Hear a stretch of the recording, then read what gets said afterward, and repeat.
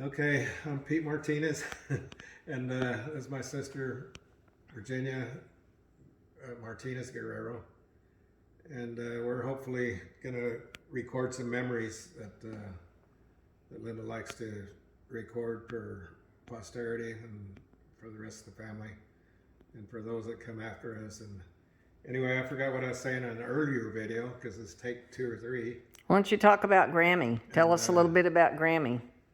So anyway, Grammy was, we called her Grammy instead of Grandma or Nana. And I think most all of us called her that. And she was a real tiny little lady. And she only spoke Spanish. And I don't remember speaking Spanish to her because I don't hardly speak Spanish.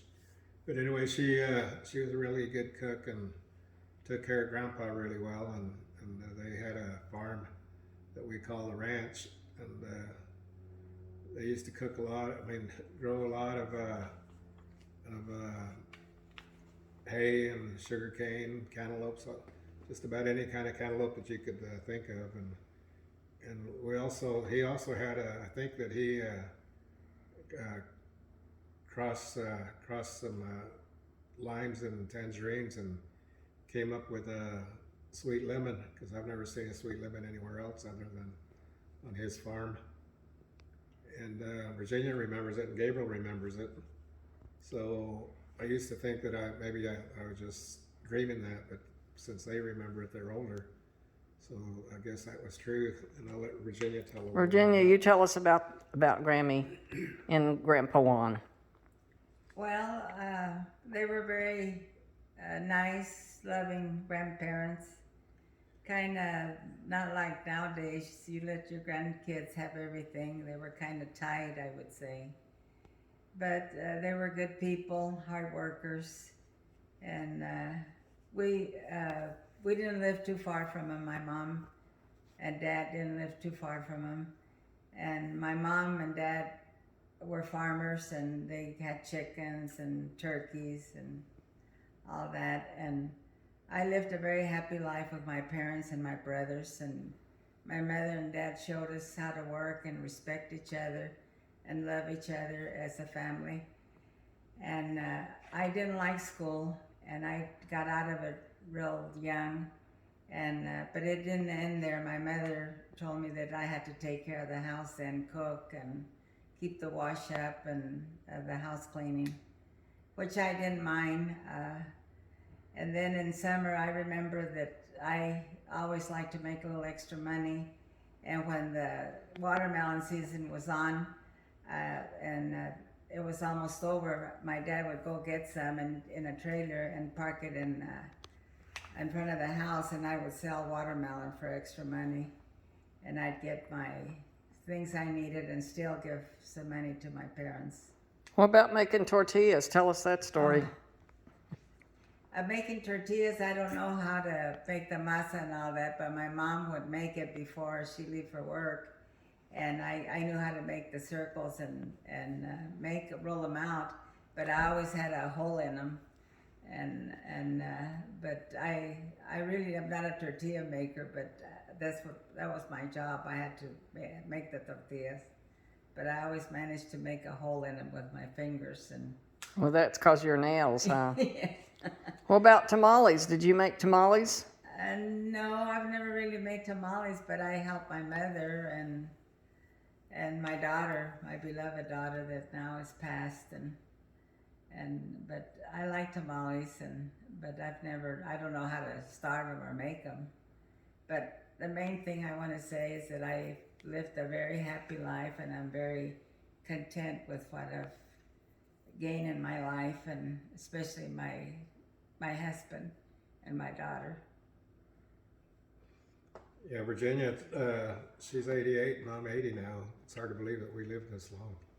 But anyway, we could always tell when Virginia made tortillas, because like she said, they did have holes in them. And they were. I'll bet they were good though. But they were still excellent. And it's funny, back then I can remember you could smell when tamales were being made. Mm-hmm.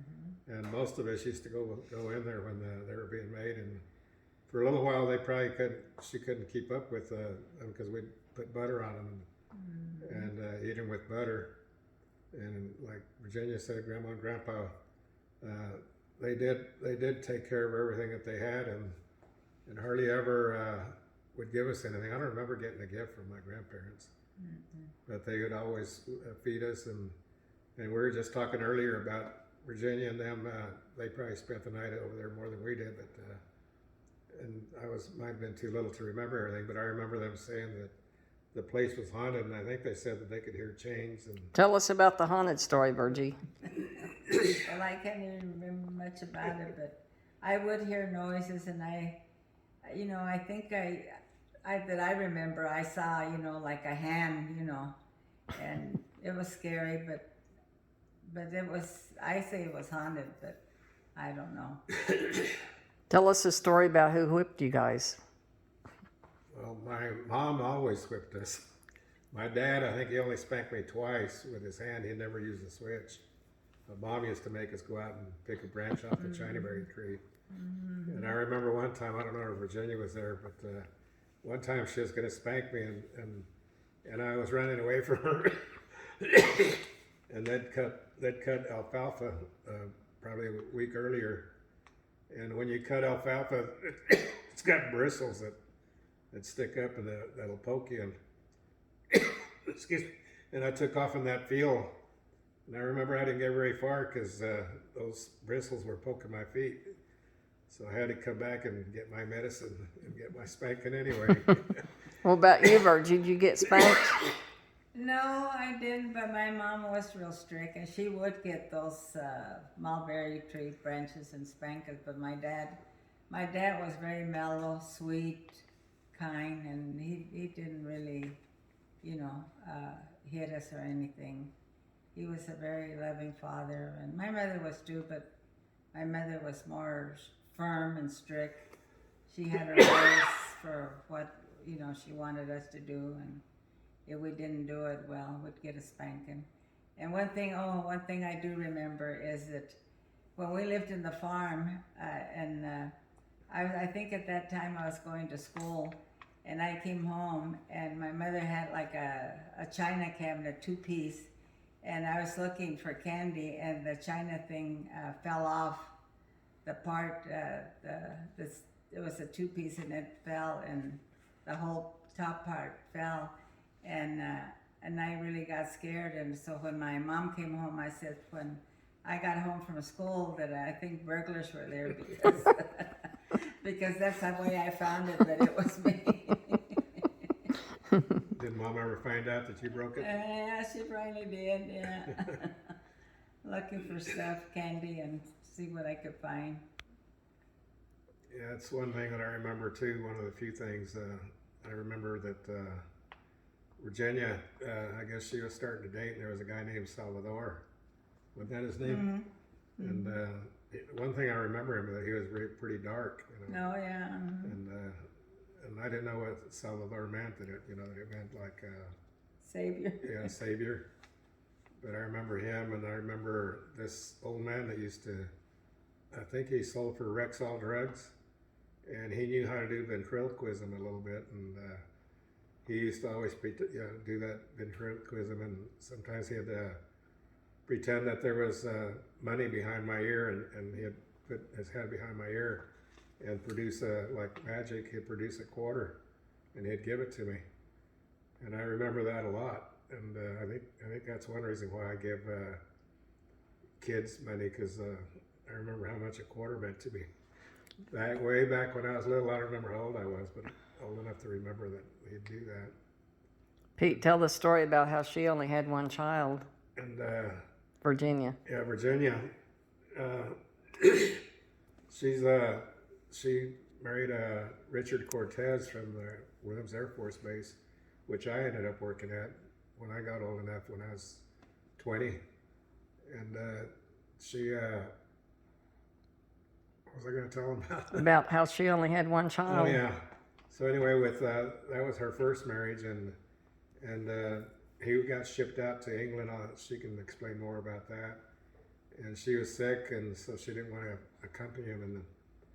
And she ended up just having one child, Cynthia, my niece. and she was really a sweet person, and she'd always call me on my birthday. I remember that. And she'd wish us Merry Christmas, and always included Linda, which I appreciated. And she was an excellent cook, like Virginia. She cooked. She had some salsa that was Her tamales were the best. everybody liked. And we thought Virginia was making tamales, but I guess she was giving us Cindy's, her daughter Cynthia's tamales, and they were delicious. And we didn't find out till a few years ago. And we're in 2023 right now. Probably 5 or 8 years ago, that Virginia didn't know how to make tamales. And I knew she didn't know how to make tortillas, but she would roll them out really good, except for the holiness. Be our holy tortillas. But anyway, Cindy was, everybody loved Cindy. And I'll let Virginia explain how she got the name Mia. I never called her Mia, just like I don't call Eloisa, my sister, Harvey. Everybody calls her Harvey. But I call her Louisa, and I always called Cynthia Cindy. And most everybody called her Cindy, except people who would call her Mia. Virginia, tell us the story, how she got Mia. Okay, Cindy was an only child, and she got married at 15, and she got married to Jerry Perez, and she gave me 5 grandchildren, thank God. And the way she got Mia was because her husband named her Mia, because they were childhood sweethearts, and I guess he loved her a lot. He called her Mia, and Mia means mine, and she called him Blue, and that's how he got his name Blue and her name Mia, because he named her Mia. And everybody knew her by Mia because that's the name she liked, Mia. The matter of fact, I have engraved in our headstone Mia, in our headstone, a cross with her name Mia. Oh.